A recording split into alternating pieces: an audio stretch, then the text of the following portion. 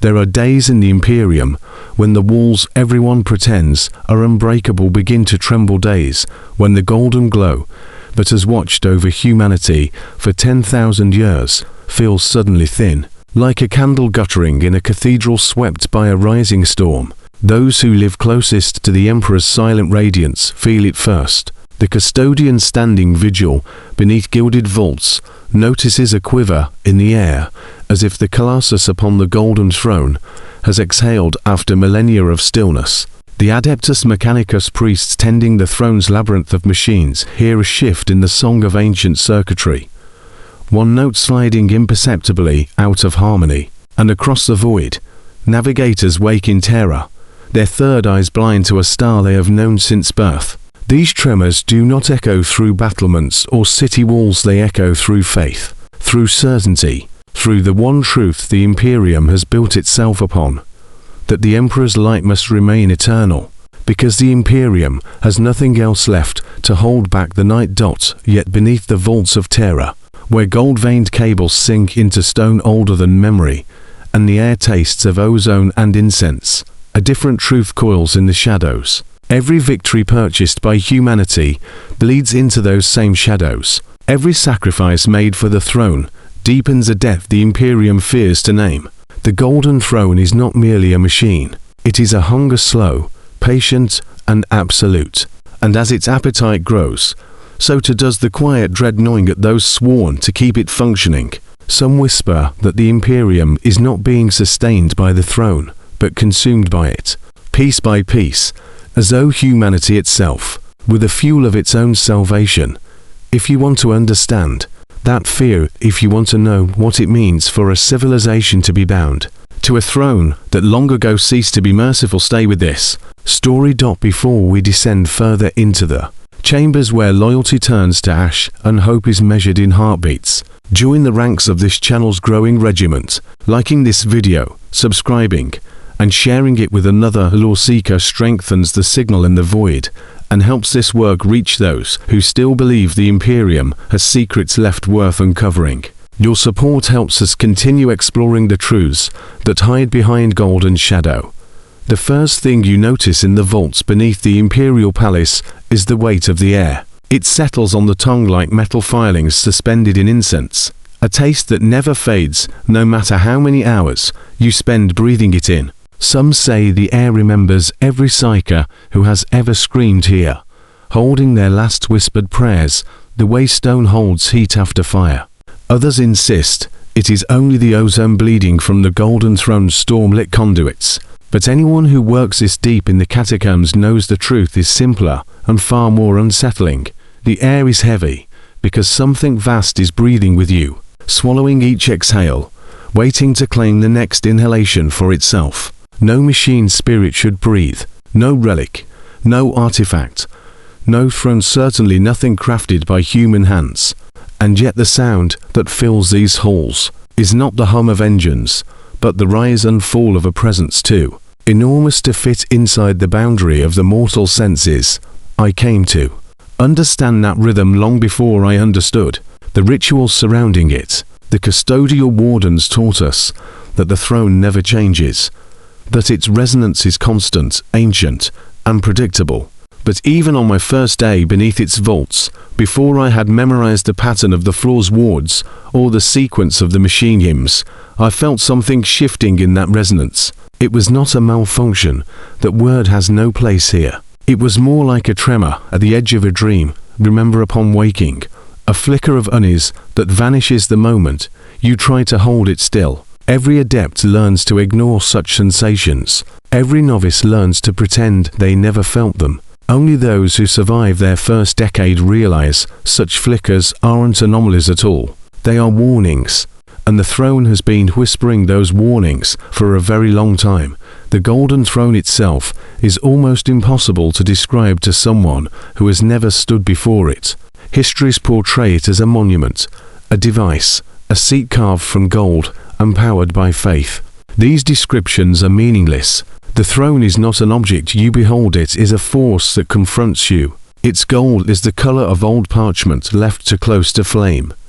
Its edge is dulled by centuries of maintenance rituals that never seemed to slow its decay. The machinery surrounding it is an illuminated maze of conduits, coils, and relic circuitry so ancient that even the Mechanicus treats half of it as scripture rather than technology. And in its center sits the Emperor himself, a being whose stillness radiates more presence than any living voice. His skull-like visage is framed by a crown of cabling that hums like a choir with no mouths left to sing. His flesh is parchment pale, thin as memory, yet every moment in his presence reaches beyond the physical, pressing into the mind like a hand gripping the back of the skull. Those who serve in this chamber learn quickly that the Emperor's silence is not peaceful. It is the silence before a storm that never breaks, thick and waiting and alive. You feel watched, even though he no longer moves. You feel judged, even though he no longer speaks. And somewhere beneath the litany of machinery, you feel hunger ancient, patient, and necessary. We are taught in whispered catechisms that this hunger is holy, that the Emperor consumes in order to protect, that each psyche offered to the throne is a gift the Imperium gives freely to survive another day. But when you stand close enough to feel the heat radiating from the throne's sun-bright core, when you hear the quiet crackle of souls being drawn into its vast interior mechanisms, the word gift loses all meaning. What we offer is not given. It is taken. Every dawn, the procession arrives. Hundreds of psychers, shackled and trembling, are led into the vaults beneath the glow of torchlight that makes their faces look waxen, half-melted. Their eyes are unfocused, searching a horizon none of us can see. Some mutter to themselves. A few cry out prayers to the Emperor, begging forgiveness for sins they cannot name. Many simply walk as though their bodies have already been hollowed out, as though the throne has begun devouring them long before they reach its steps. The sound they make, the soft shuffle of boots on stone, the quiet breathing, the choked sobs fills the vaults like a tide moving toward a shore only to the dying. The custodians escort them, silent as statues carved from living metal. Even their presence cannot calm the tension that coils through the air when the first psyche reaches the throne's shadow. There is a moment of stillness, a pause held in the tight breath of every soul in the chamber, and then the throne exhales. Its light intensifies, bathing the psyche in ochre radiance that outlines their bones beneath the skin. Their mouth opens in a silent scream, their body convulses, and the air vibrates with a force that feels like a distant thunderclap passing directly through the chest. The Emperor's light consumes them not as fire consumes, but as a collapsing star takes everything that crosses its event horizon. When the radiance fades, only dust remains, and the procession continues. I remember watching the ritual for the first time, gripping the edge of a railing so tightly my knuckles ached. A senior adept stood beside me, his mechadendrites weaving through the air like metallic serpents. "It is mercy," he told me, voice distorted by the vox filters built into his throat. To be consumed by the Emperor is to be freed from the warp's corruption. But there was no mercy in the way the psychers' bodies twisted, no mercy in their final expressions, no mercy in the cold dust settling on the stone. The chant of the Mechanicus rose around us, their binary hymns echoing against the vaulted ceiling like rain falling on dead soil. The custodians stood unmoving, their armor reflecting the throne's light in sharp angles that made them look carved from dawn itself.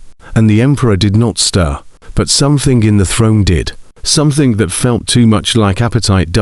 As days passed into years, I learned the rhythm of the throne's breath, the way a sailor learns the tides. Some cycles were steady, predictable.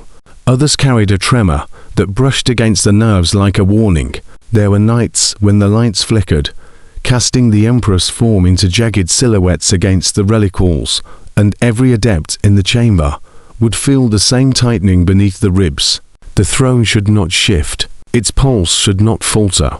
But sometimes, in moments no one recorded, the machinery groaned like a leviathan turning in its sleep. The senior priests dismissed such sensations with scripture and protocol. But the quiet workers, the servitors sweeping the ritual sand from the floor, the lesser adepts carrying incense burners, the vox scribes charting the throne's unspeakable data output, they whispered among themselves. They felt the breath changing. They felt the hunger sharpening. and beneath their murmurs lay the realization none dared to voice aloud. The throne no longer felt like a device sustaining the Emperor. It felt like a creature learning it could ask for more. One night, during a cycle meant to be routine, the air changed. I was leaning over a console, adjusting the rune input sequences, when the vaults grew suddenly cold, not a physical cold, but a spiritual one, a cold that pressed against the skull, a submerged hand. The lights dimmed, the machinery shivered, the Emperor's radiance flickered, just once, like a candle threatened by an unseen wind. The custodians reacted instantly, tightening their formation around the dais. Mechanicus priests rushed to their stations, chanting diagnostics that blended panic with ritual. And for a heartbeat so brief it might have been imagined, I felt the throne inhale, the breath of a psyker, but the breath of the entire chamber. Then everything returned to normal. The lights steadied. The hum resumed. The Emperor's glow burned unwavering. No alarm was logged in the archives. No malfunction declared. But every soul present that night walked away with the same unspoken truth etched deep into their bones. The throne had wanted something, and for the first time in my life, I feared it had not been fed enough. The days that followed moved with a strange gravity, as though the vault itself had begun to tilt imperceptibly toward some unseen edge. Routine became something fragile, something that felt as if it might shatter if touched with too much certainty. Even the most seasoned adepts walked with a stiffness in their shoulders, their mechadendrites folding tighter against their spines as if bracing for impact. The custodians were unchanged in posture, but not in presence. Their silence felt heavier, sharpened by a vigilance that suggested they too had sensed the pulse misfire beneath the throne. They did not speak. They rarely did. But silence can carry more meaning than any litany, and their stillness in those days felt less like discipline and more like preparation. I found myself reaching for explanations that made sense within the narrow confines of Mechanicus doctrine. Variability in plasma distribution, momentary flux in the warp tether, aberrant psychic recoil. Each theory crumbled the moment I turned it toward the memory of that flicker. Machines fail in predictable ways. They do not inhale the life out of a room. They do not taste the air. They do not make you feel, with sudden and absolute certainty, that something watching from the center of the universe has decided to shift its gaze half a degree in your direction.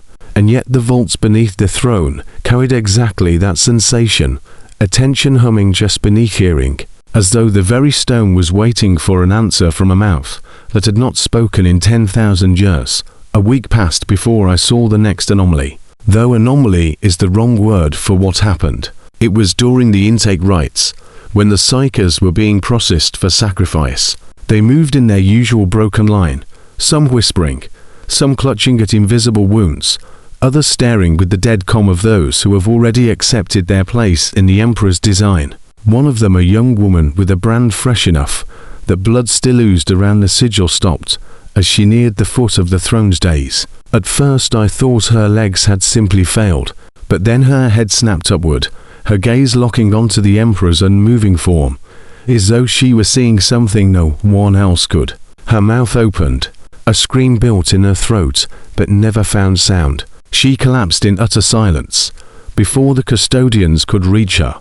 Her body disintegrated, not consumed in the throne's ochre brilliance, not taken by ritual ignition, but simply reduced to drifting ash, as if her very existence had been withdrawn.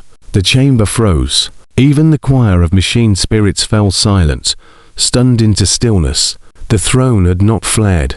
The Emperor had not stirred. Yet something had taken her. Something had taken her without ceremony, without light, without even acknowledging the ritual meant to govern such moments. We recorded nothing of it. No one dared. The senior magos declared it an unregistered warp spasm. The custodians said nothing at all. But those of us who stood close enough to feel the air shiver as she vanished knew that explanation was a shield, not a truth. The throne had eaten out of turn. After that, fear settled into the vaults, like dust in the joints of a machine. Servitors malfunctioned more frequently, shorting out in bursts of static that left their limbs twitching like dying insects. Vox lines developed intermittent distortion that engineers insisted was environmental, but which always seemed to flare at the same moments. The throne's light pulsed in subtle, arrhythmic patterns. Even the sacred sands beneath the days, those carefully blessed grains meant to ground psychic discharge, began forming faint spirals, as though drawn into vortices visible only to the throne itself. And through it all, the Emperor sat unmoving, radiating neither approval nor warning. His corpse-like form remained perfectly still, perfectly unbroken by all the tremors building around him. But there were moments, brief and impossible, when I thought I sensed him straining against something, not physically, but like a beacon buried beneath too much stone. Its light pushing upward, seeking air. It was only instinct, a feeling more than a perception. But instinct is all we truly have in places where truth has been replaced by ritual. One night, after a long cycle of diagnostics that revealed nothing and explained even less, I lingered in the vault long after my shift ended. The chamber was quiet except for the slow chant of a lone tech priest maintaining the canticles of cooling. The throne's glow dimmed slightly as it entered its resting cycle, the light thinning just enough to reveal the deep shadows clinging to the machinery's understructure. I found myself drawn toward those shadows, not physically, but in the way thought drifts into forbidden territory. What if the throne wasn't failing? What if it was waking? The idea struck so sharply, I jerked back from it. The throne waking meant nothing good. The Emperor waking meant apocalypse. And yet the thought lingered, like a shard of ice caught behind the sternum. The vault air shifted, just slightly, brushing my skin with a coldness that felt too deliberate. I looked up toward the days.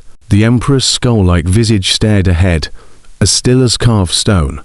And yet, for a fraction of a heartbeat, I felt the weight of an unseen gaze pass directly through me, an attention that did not come from his body, but from the throne itself. I left the vault trembling. For the first time since my initiation, I understood why some adepts requested reassignment after only a handful of years. The throne demands admiration, obedience, sacrifice, but beneath all of that, it demands something else. It demands that you never ask what it hungers for. In the upper levels of the palace, far from the radiance and suffocating pressure of the throne's vault, the air feels lighter, but not cleaner. It carries a different kind of weight, a tension woven from the endless murmurs of scribes, the scratching of quills over parchment, and the soft hisses of data slates being activated and deactivated in frantic succession. Here, among the clerks of the administratum, the great machine of humanity's governance grinds on in its perpetual rhythm. But lately, that rhythm has faltered, not enough to be officially noted, not enough to spark alarms or broadcast edicts, just enough for those living inside it to feel the tremor in their bones, the quiet suspicion that the world around them is fraying at the seams. A scribe named Lysa was the first to speak of it to me, though she wouldn't have called it speaking. She whispered it across a table littered with stamped parchments, her eyes darting toward the vaulted ceiling, as though expecting the shadows overhead to record her words. "The beacon is inconsistent," she said, referring to the Astronomican with a hesitance usually reserved for a blasphemy. "Not failing, not dimming, but flickering, like a storm wind brushing past a flame." Her quill trembled between her fingers. The last time I saw a fluctuation like that was during the Vox Black of the Gaul Stars campaign, and even then, the navigators were warned ahead of time. Now they pretend nothing is wrong. She swallowed hard. "But I know what I saw." I wanted to tell her. She was imagining it. That these slight irregularities meant nothing. That the Emperor's beacon did not falter. That faith demanded certainty even when the senses did not. But her fear was too familiar. It mirrored the dread that had taken root in me since the night the throne inhaled like a living creature. It was the same dread I heard echoed in the hushed coughs of the archivists who worked beside malfunctioning consoles, in the clipped tones of officers reading astropathic reports with increasingly tense jaws, in the uneasy silence stretching behind every locked door in the palace's lower corridors. Word traveled strangely in the palace. No one dared speak openly, yet rumors seeped through stone like moisture. One day, it was a skittery patrol that claimed to hear a shriek echo from beneath the throne's level to human, yet too distant to trace. Another day, It was a navigator passing through, his third eye bound beneath cloth, muttering that the warp felt restless, and then immediately denying he'd said anything at all. Even the food servitors, usually oblivious to anything beyond their programmed tasks, began displaying stuttering behaviors, pausing mid-stride, twitching as though their cogitators were attempting to process signals beyond their design.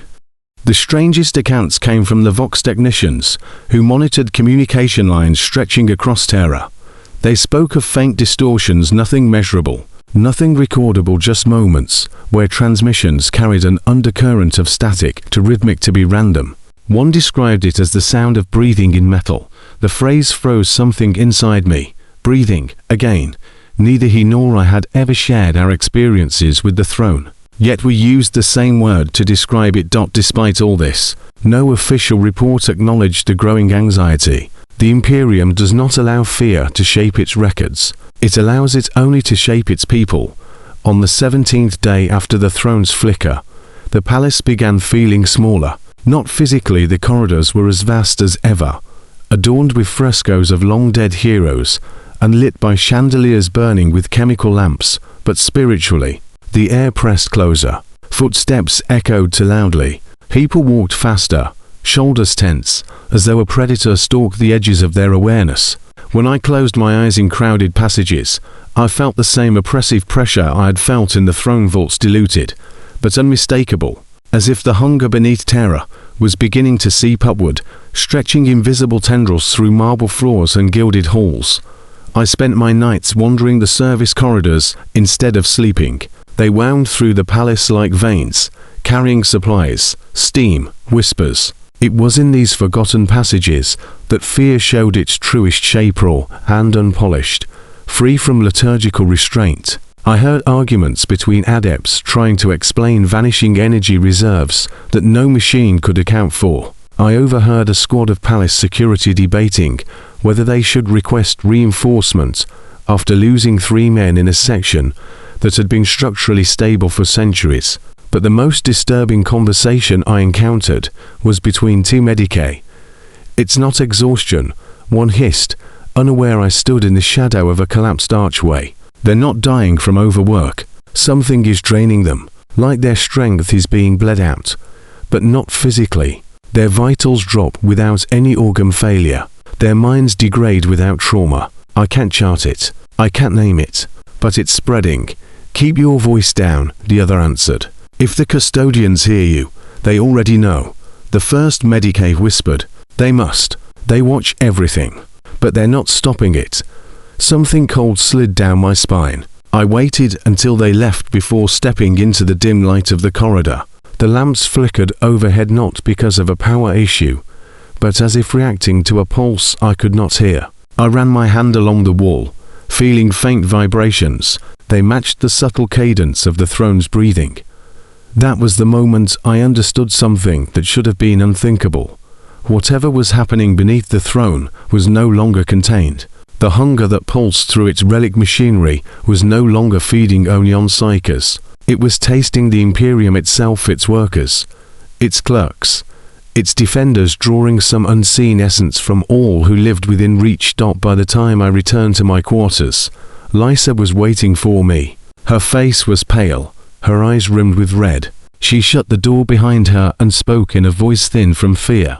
The Astronomican flickered again. She whispered, not a dimming this time, a distortion, a bending, like something pulling on it from below. Her hands shook as she held out her data slate. If the beacon is being affected, it means whatever is happening in the palace isn't just here.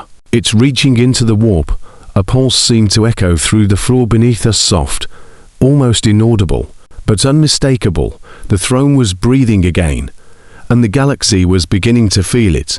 The palace guards began altering their routes within a week, though no decree was issued and no orders appeared on the data slates. The change happened quietly, almost organically, as though each squad had felt the same instinctual pull away from certain corridors. When I walked those abandoned passages, the absence of human presence pressed against me like a weight. Light behaved strangely there. Vox lines crackled with static that formed half patterns too deliberate to be random. The air tasted faintly of copper, The way it tastes in the lower vaults before a psyker's final scream fades into dust. It was as if the palace itself was developing blind spots, regions where the Emperor's authority felt thin, where the throne's shadow reached farther than light could follow. The strangest part was how no one spoke of it directly. Every mention was half-coded, tucked behind euphemisms and muttered assurances. That wing is under maintenance.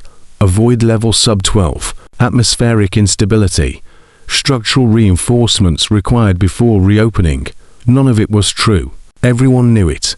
The lies were a shield we all agreed to hold, flimsy though it was, because the alternative, admitting something inexplicable, was growing inside the very heart of terror, felt like treason.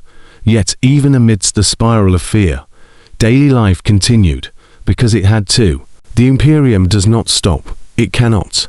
Clerks continued their rituals of ink and parchment. Tech adepts chanted binaric litanies as they calibrated systems already far beyond human comprehension. Astropaths whispered across the void, their minds brushing horrors in the warp that made even the most seasoned among them tremble. But beneath all these routines, a truth was taking shape. The Imperium's great machinery was faltering, not with a single catastrophic failure, but with a slow, hungry unraveling. I visited Lysa again, her workspace now tucked into a cramped alcove, lit by a single sputtering lumen. Her quill moved with frantic precision as she tried to chart the Astronomican's irregularities without drawing official attention. "It's worse," she murmured when she sensed me behind her. "The fluctuations are not random. They match something."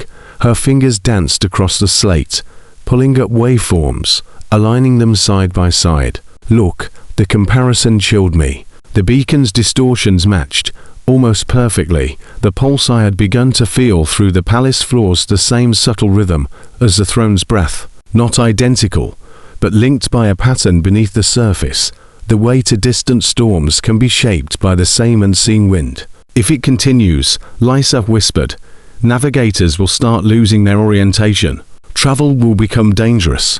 We're already receiving reports of astropathic echoes, fragmented messages arriving twice, or not at all."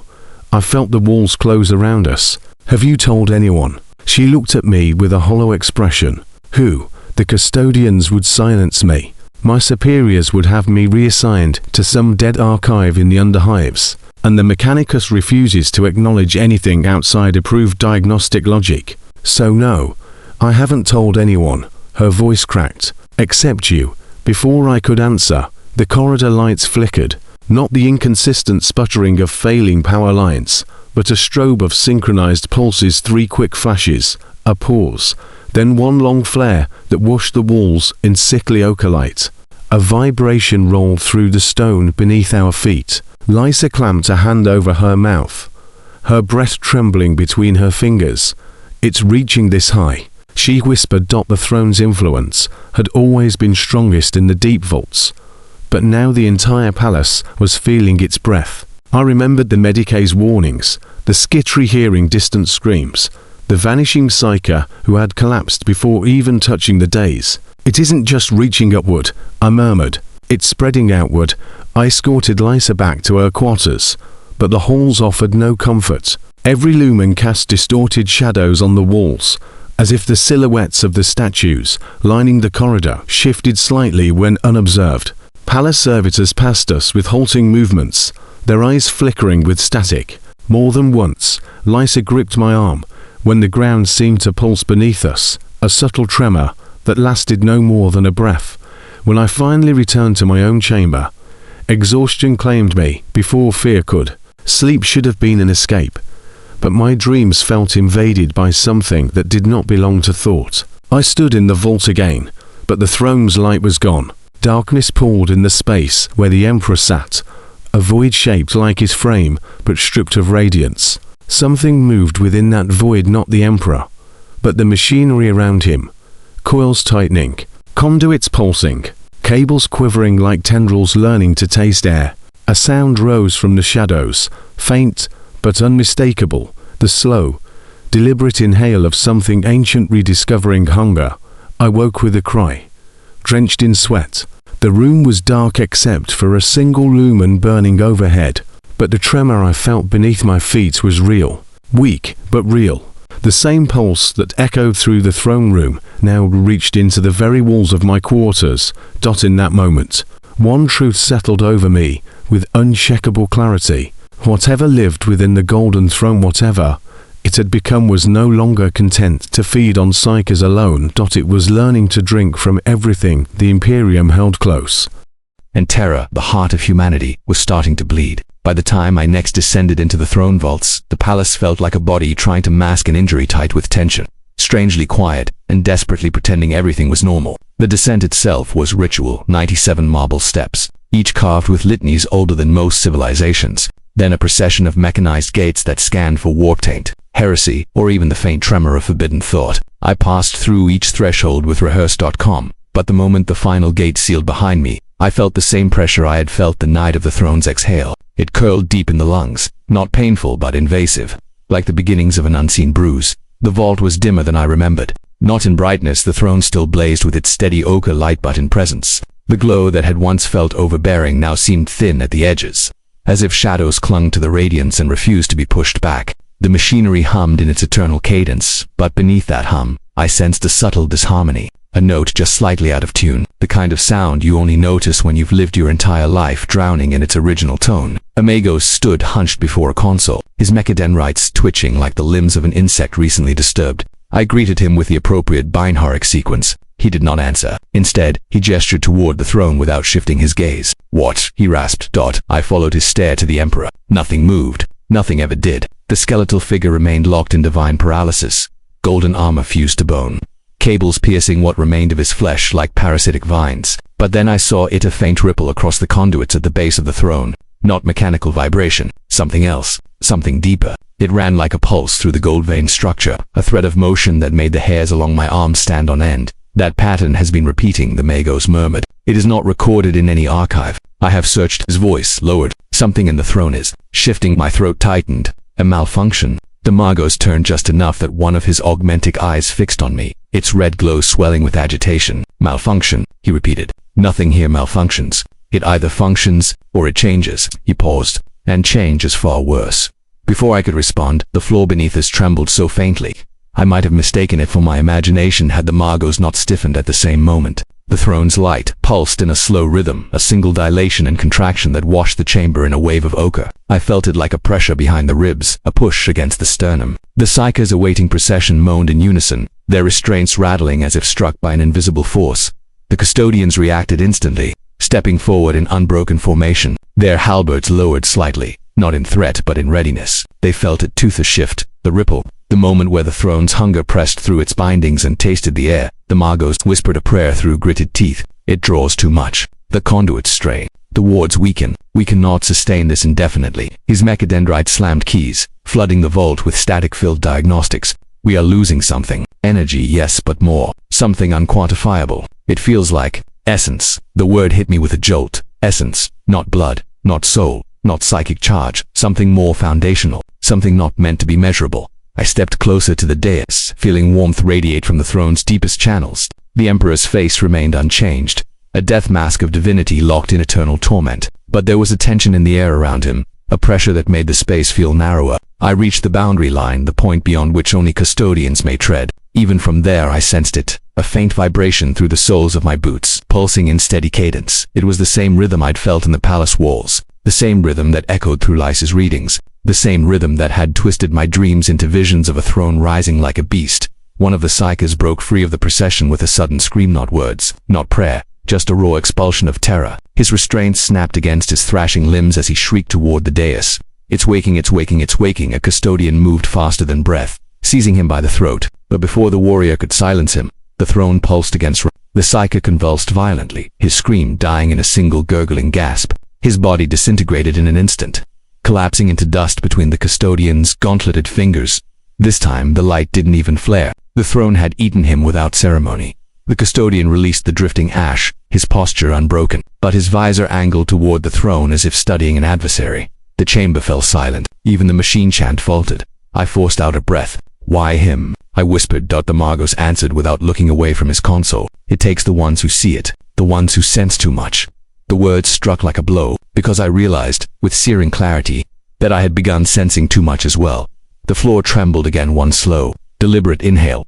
The throne was no longer merely consuming such, it was choosing, and the Imperium had no idea what that meant. The vault did not return to calm after the Psyker's death. Calm implies restoration, a settling of dust, a return to equilibrium, but what lingered was not equilibrium, it was anticipation. The kind of stillness that follows a predator's first movement in the underbrush, when every smaller creature senses the change in the air and freezes, waiting for a second sign they hope will never come. The machine spirits within the consoles hummed inconsistently, flickering with bursts of static. The Psykers in the line dared not breathe too loudly. Even the custodians, whose silence had always radiated certainty, now seemed braced against something they could not articulate. I watched the drifting remnants of the vanished Psyker settle on the marble floor like fine ash. Dust should not feel accusatory, yet somehow it did, as if reminding us that every death in this chamber was not just a sacrifice, it was a message, a demand, a warning. I tried to calm my breathing, but the vault's pressure pressed inward, tightening around the lungs until each inhale felt borrowed rather than earned.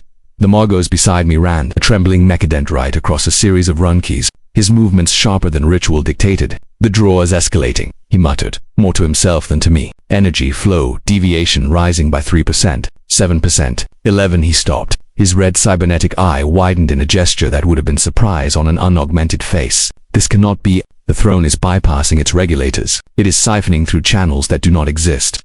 I stepped closer. Explain. He turned his full array of augmetics toward me. There are conduits that were never built, pathways that no schematic records, yet they are drawing power as though they have always been present.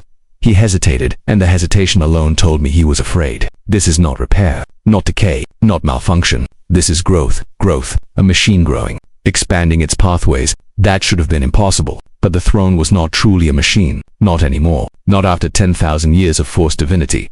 The Psyker line shuddered as another wave pulsed through the chamber, soft, rhythmic pressure that gently pushed the air outward before pulling it back with a slow, suffocating drag. It felt like standing beside a living lung the size of a mountain, and somewhere deep within that breath, I sensed an emotion, not rage, not hunger, something colder. Recognition. As if the throne had noticed each of us individually for the first time. The custodian approached the Margos with the silent, precise movement of a blade sliding across ice. Your diagnostics, he said, voice resonant through the Vox grill, will remain confined to Mechanicus channels. No findings leave this vault.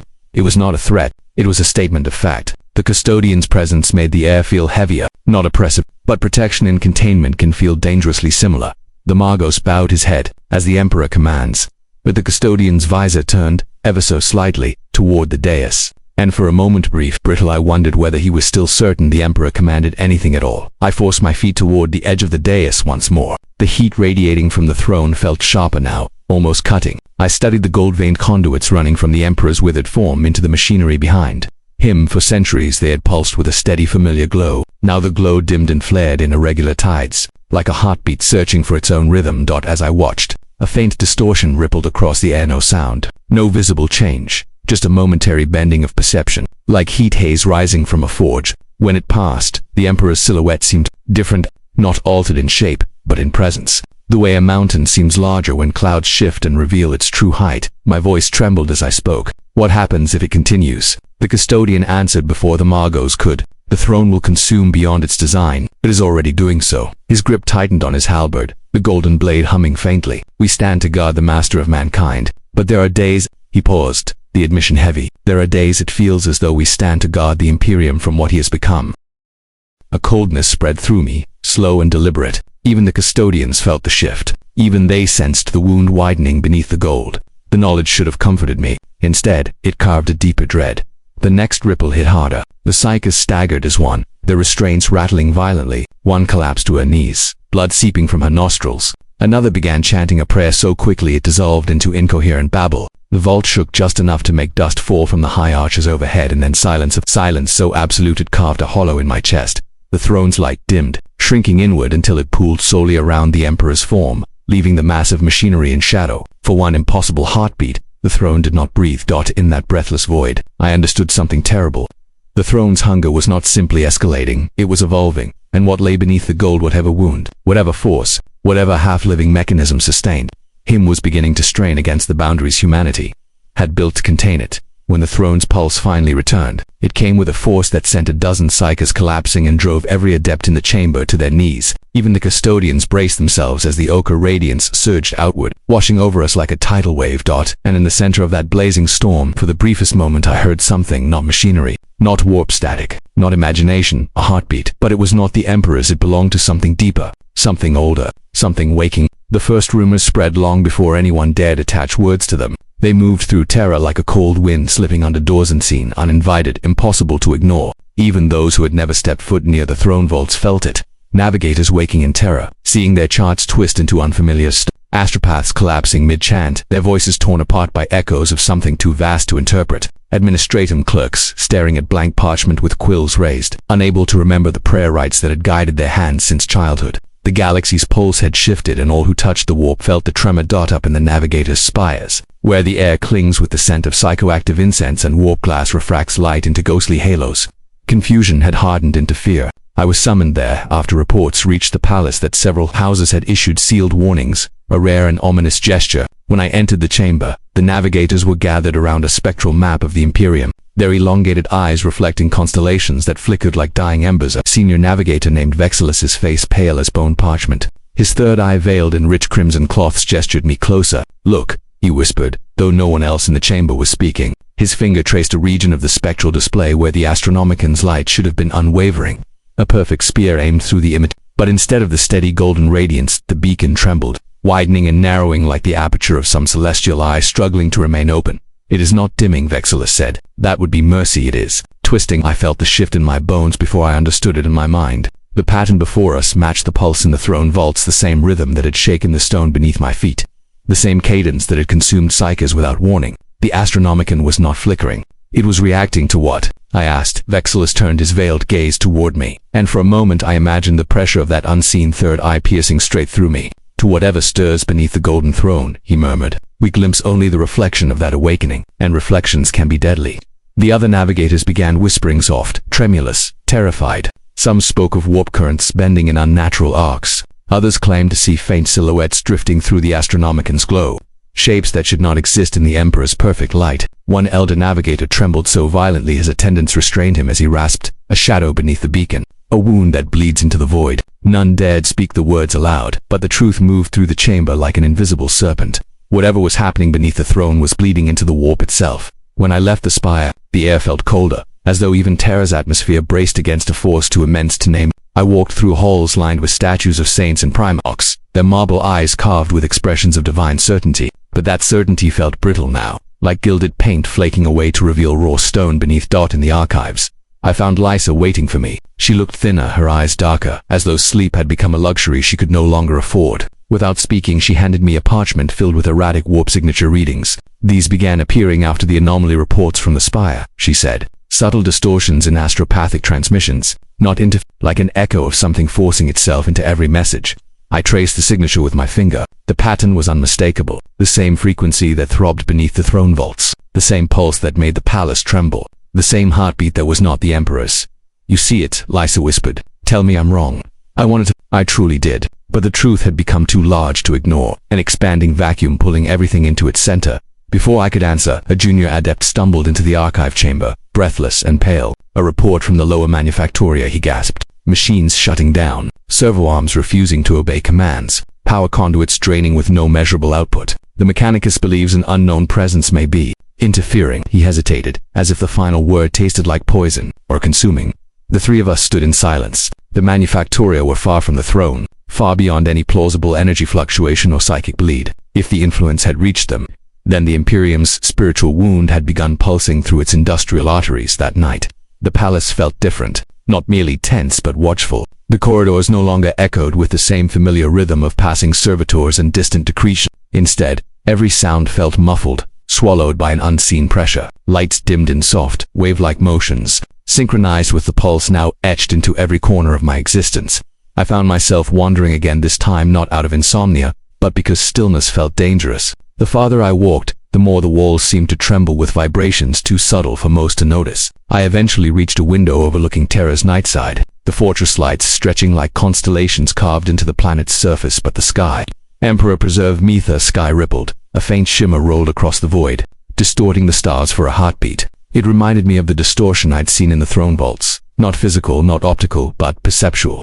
as if reality itself had inhaled.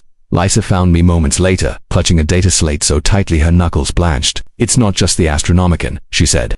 "Warp signatures across the Sol system are fluctuating. The choir sanctums sent out silent requests for explanation. The answers coming back are contradictory."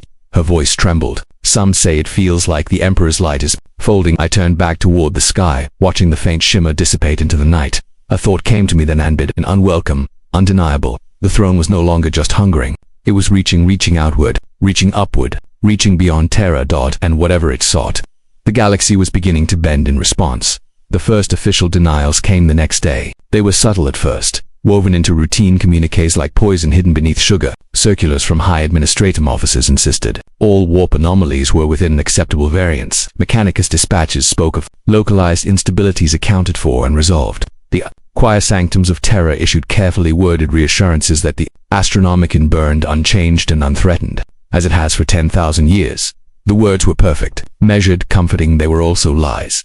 You could hear the fear behind them in the way they arrived too quickly, too uniformly, echoing the same phrases across wildly different departments. Fear loves symmetry. It clings to repetition like armor. The more the palace said nothing was wrong, the more obvious it became that something was in the underhalls where incense smoke hung low, and the light never fully reached the corners. The whispers finally found their language. A scribe muttered that the Emperor was stirring, and that the throne's convulsions were the first signs of his apotheosis. An astropath, eyes burned white by decades of service, claimed to hear a second voice behind the Astronomican's song, a discordant undertone, like a choir forced to sing in a key it was never meant to hold. A junior priest preached in hushed tones that the throne itself had become a reliquary of accumulated sacrifice, so swollen with martyrdom that it had begun to develop a will of its own.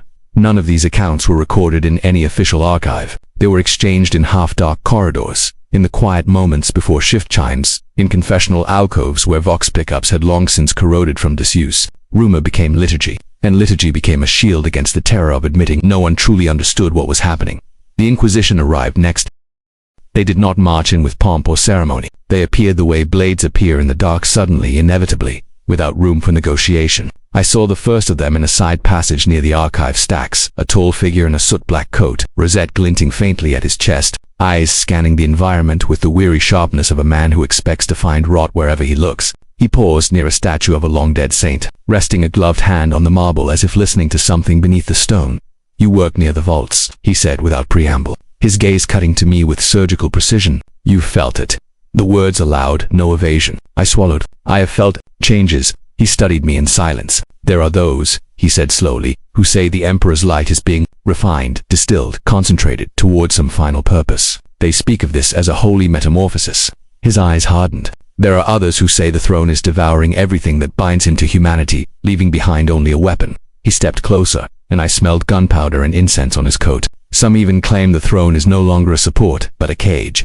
The corridor seemed to constrict around us. "What do you believe?" I asked. His lips twitched, not quite into a smile. "What I believe is irrelevant. Belief is a luxury. My duty is to determine whether what is happening can be contained." He glanced toward the distant direction of the throne vault, and whether the Imperium can afford to know the truth.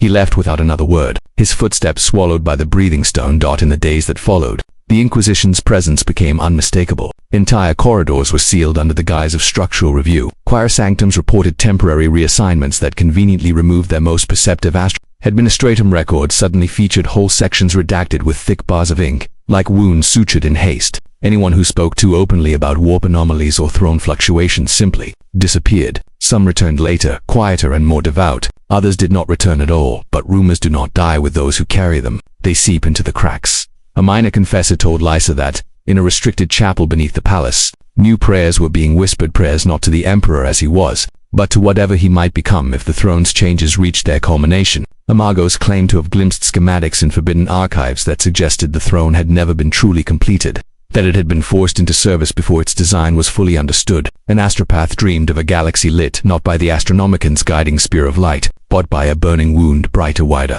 and impossible to look away from without going mad. All of it came to me piecemeal, threaded through the terror in every voice. None of it could be proven. None of it could be safely dismissed. The next time I entered the throne vault, the atmosphere felt different, as if every rumor whispered beyond its doors had somehow seeped back inside. The Magos at his console watched the readings with the haunted focus of a man staring into a stormfront. The custodians stood slightly closer to the dais. Even the psychers awaiting sacrifice seemed more aware. their eyes drawn unavoidably toward the Emperor's still form as though they sensed something pressing against the edge of their perception. As the first of them was led forward, the throne's light flared not with the familiar predatory calm, but with a sharp, almost eager brightness. The pressure in the chamber clenched around my heart. The sacrifice dissolved in a blaze of ochre radiance, but beneath the light I heard something new. Laughter, not human, not joyous, not cruel, just distant, hollow, as though something deep within the machinery had finally found confirmation of a suspicion it had long held. I blinked, and the sound was gone. A trick of the mind. A frayed nerve. That was what I told myself. But as the next psyker stepped forward, I could not shake the feeling that the rumors swirling through Terra had done more than describe what was happening. They had begun to feed it, because belief, in the Imperium, is never idle. It shapes reality. It hardens into ritual, echoes in the warp, and leaves imprints on machines that have been forced to bear a god's weight for 10,000 years. And somewhere beneath the gold, beneath the cables, beneath the corpse of the Emperor himself, something was listening to those beliefs and deciding what to become. Terra's mornings no longer felt like mornings. Dawn came, but without gentleness, without the familiar warmth that filtered through the palace's towering windows. Instead, each new day carried a sense of stretching tension, as though the planet itself braced for the next ripple from the throne. Even the light looked different, harder, as if reflected from unseen metal instead of the sun. The change was subtle, but once noticed it gnawed at the mind like an unanswered question. By then, the phenomenon had spread far beyond the throne vaults. I saw its evidence in every stratum of the palace. Astropaths walked with hands pressed to their skulls, whispering hymns that trembled on their tongues. Administratum scribes reported entire pages of text warping into unreadable symbols, only to return to normal when no one was looking. Cogitators began producing strings of nonsense patterns that resembled Bin Harek chant but held no logical meaning, like prayers recited by a machine struggling to dream. The warp itself was changing, or perhaps it was simply revealing how much it had been pulled toward Terra all along. During one late cycle shift, Lysa found me near a holomap chamber where Techodeps attempted to track the Astronomican's instability. Her face looked thinner than ever, her hands shaking even before she lifted her The choir sanctums are losing coherence, she whispered. Their harmonics are drifting. Voices are being drowned out by interference. She tapped the slate, and a distorted sound filled the chamber, a warbling, echoing tone layered with static. At first it seemed random, then it resolved into a slow, rhythmic pulse, the exact rhythm of the throne's breath. My stomach tightened. How many systems? Dozens, she said. Maybe more. It's spreading. I imagined the Imperium's only universal, compass swaying off its axis like a damaged lighthouse while billions tried to navigate through the warp, relying on a beacon that could no longer hold steady. Fleets drifting blind, entire sectors isolated, or worse, warp storms born from uncertainty, from pressure, from the throne's growing influence. The consequences spiraled outward faster than thought could follow. The holodisplay behind us flickered. Constellations warped. Segments of the galaxy map pulsed in faint ochre hues that mimicked the throne's light. Nothing should have linked these signals. Not distance, not machinery, not the warp. And yet everything returned to the same pulse. Not the Emperor's heartbeat. The other one. The new one. It's not just a reaction anymore, Lysa whispered. It's an imprint. The thought chilled me. The throne's influence wasn't spreading like a malfunction. It was spreading like intent. That night, an emergency summons called the Mogos, the custodians, and a small number of adepts including myself back into the throne vaults. The summoner's tone alone told us the truth. Something unprecedented was unfolding. We descended in silence, the sound of our boots echoing too loudly, as though the vault walls had drawn closer. When the last gate opened, the sight before us stole the breath from every throat. The throne blazed not with flickering instability, not with a familiar hungry flare, but with a towering column of light that extended upward until it seemed to penetrate the very ceiling. Its ochre radiance was no longer gold-tinged but deeper, almost crimson at the edges, like the glow of a dying star moments before collapse. The Emperor sat unmoving, but his silhouette wavered inside the brilliance, distorted as though submerged in a liquid tide. The custodians formed a defensive perimeter, halberds raised, not toward us, toward the throne itself. The Magos staggered to his console, mechadendrites whipping through the air as he attempted to pass the readings. His metallic voice cracked. This is impossible. The throne's output has surged across metrics not linked to any known function. It is drawing directly from... He stopped. Slowly he turned toward me. From Terra, for a heartbeat, the entire chamber felt hollow. Even the machine spirits recoiled. I stepped forward, compelled by a force I could not name. Heat washed over me, but not the kind that causes pain. Instead, it felt like standing in the path of a colossal furnace, ventrage and desperation forged into radiance, or perhaps longing. The psychers, those who had survived the earlier fluctuations, were screaming now, their voices layered into a single psychic wail that vibrated through my skull like a blade dragged across glass. They did not look at the throne. They looked at the Emperor, or rather, at something inside him. One broke loose from his restraints, throwing himself to the marble floor and clawing at the stone. "It's tearing," he shrieked. "It's tearing through him, it's feeding on him, it's not enough, it wants more, it wants us." A custodian moved to silence him, but before the warrior's gauntlet reached him, the psyker's body collapsed inward, turning to ash mid. The custodian froze, arms still extended, as the dust curled upward in a faint spiral drawn into the throne with eerie delicacy. I could not move. None of us could. The throne pulsed again, brighter, stronger, like a second heartbeat overriding the first. For the first time, I saw it clearly. The throne was no longer supporting the Emperor. It was overriding him. Not replacing, not destroying, consuming. Lysa's voice, barely audible, trembled behind me. "If it continues, the Astronomican, what will it become?" The truth formed in my mind with terrible clarity. Whatever the throne was turning into, whatever hunger had taken root within its golden carcass, it would redefine the Imperium. Not through collapse, through transformation, a forced evolution, a devouring metamorphosis. Humanity's beacon would not go dark. It would change, and the warp would change with it. The custodian nearest me spoke in a low, shaken tone I had never heard from their kind. "We were trained to defend him from all enemies," he said, "but no one prepared us to defend him from this." The throne pulsed once more, longer, deeper, as though drawing a final preparatory breath. And in that moment, I understood. The hunger wearing humanity's crown was no longer content to remain beneath the gold. It was preparing to rise. The pulse did not fade. It deepened, stretching into a resonance that filled the vault from floor to ceiling. The air thickened until every breath felt like inhaling molten metal. My vision swam. The throne's radiance flared again, brighter than any cycle before, casting the vault into shifting bands of ochre and crimson that writhed like veins of light spreading through stone. And within that impossible glow, I sensed not chaos, not malfunction intention. Amagos screamed, not from pain, but from revelation. The pattern, it's coherent, it's communicative. His mechadent rights snapped through the air, ripping data streams from consoles. But each line of script dissolved into meaningless sigils as fast as he could render them. "It's overriding machine language," he choked. "It's writing its own." The custodians tightened their formation. Not one stepped back, but their bodies shifted small adjustments, betraying the instinct to brace for an adversary they could not comprehend. For the first time, they were not guarding the Emperor. They were guarding against something rising behind his throne of gold. Psychers collapsed around us like marionettes with cut strings. Their final screams were not of pain but rapture, as though something vast was clawing at their minds, not with hatred but with need. Some whispered desperate pleas, "Stop it, stop it, it's too bright," before their bodies dissolved into drifting motes. Others simply stared upward, transfixed, pupils dilated to black voids that reflected nothing of the world around them. Then the throne exhaled. I felt it through the bones rather than the lungs, a pressure that pushed outward, then snapped inward, as if the entire vault had become the diaphragm of a great unseen beast. Dust lifted from the floor. Robes fluttered in a wind that was not a wind. The Emperor's silhouette wavered, stretched, contracted again. Not movement, not resurrection, but a distortion, as though reality itself was struggling to align with the presence seated upon the dais. A low sound began to rise, not from machinery, not from any throat. It was the resonance of something ancient rediscovering itself, as if a chord struck 10 millennia ago was finally finding its echo. I stepped toward the dais without realizing it, drawn, compelled, unable to resist. My boots scraped marble, and the noise sounded blasphemous in that sanctified chamber. Lysa grabbed my arm, her fingers shaking violently. "Don't," she whispered, voice cracking. "It's calling." The Magos spun toward us, half his face lit by the throne's expanding radiance. "It is not calling," he rasped. "It is selecting." A custodian shouted an order, his voice sharper than any sound I'd heard from them before. "Back, all of you." But the throne pulsed again, a tidal wave of light surging outward. The custodian's words evaporated into static. Lysa staggered, clutching her head. Blood trickled from her nose. I felt something claw at my thoughts, a pull, neither violent nor gentle. A tidal gravity dragging pieces of my mind toward a center I could not see.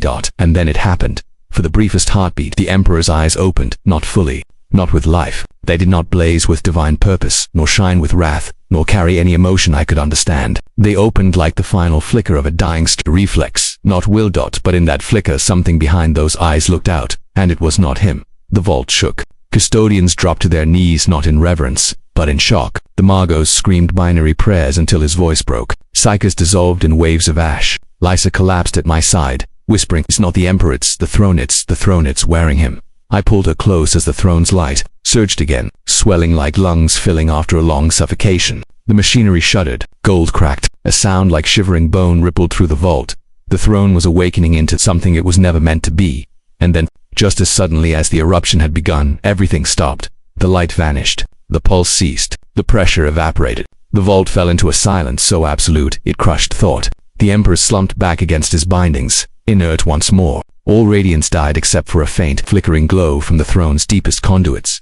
The custodians moved first, stumbling to their feet, their armor trembling with shock. The Magos stared at his console in horror. Every line of data had been wiped clean. Lysa lay unconscious, her breathing shallow but steady. I rose on shaking legs, staring at the throne. It had not broken. It had not failed. It had simply paused, resting, waiting, deciding. Because whatever had stirred within that machinery, whatever collective hunger had learned to breathe, to adapt, to override, had not yet finished its metamorphosis. The Astronomican continued to burn across the galaxy, but its song had changed forever. The warp would echo with new harmonics. The Imperium would search for explanations in doctrine, in prophecy, in dread, but I knew the truth. The throne had tasted more than sun. It had tasted humanity, and it would hunger for it again. It always would, until the day the light finally burns the world that worships it.